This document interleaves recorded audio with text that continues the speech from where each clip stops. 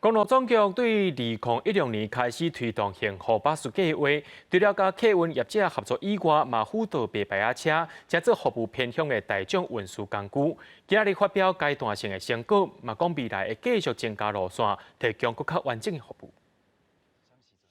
阮也无固定啦，无一定去对啊，有当时走去市啊买一粒菜啊，走去一粒邮局的啊。偏乡的居民坐车需求800款，固定房厝的公车是真好招到。公路总局为2016年推出幸福巴士计划，除了参在地客运业者合作，嘛辅导白牌客运车合法化，希望满足偏乡的运输需求。交通部已经修改了运管规则，它是规定个人可以去经营市区公车。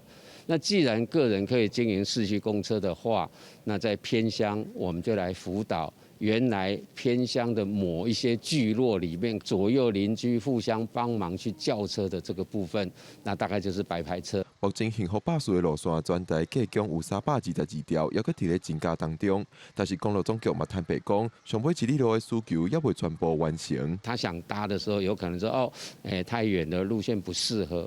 那这个部分，我觉得大概就是要用个人化的经营市区公车来解决。B、C 可能要出去，就拜托 A 可不可以载一下？长期下来就会有一些费用。那如果说我假设把这两三部车全部改成个人化的市区公车，公路总局表示，幸福巴士拢会搁再看状况有调整的空间。有的路线甲一般固定班次的公车无同，是采用预约的方式来发车。若实在运量无法度应付，嘛会使改变车辆大小的选择，毋忙更加符合偏乡的需求。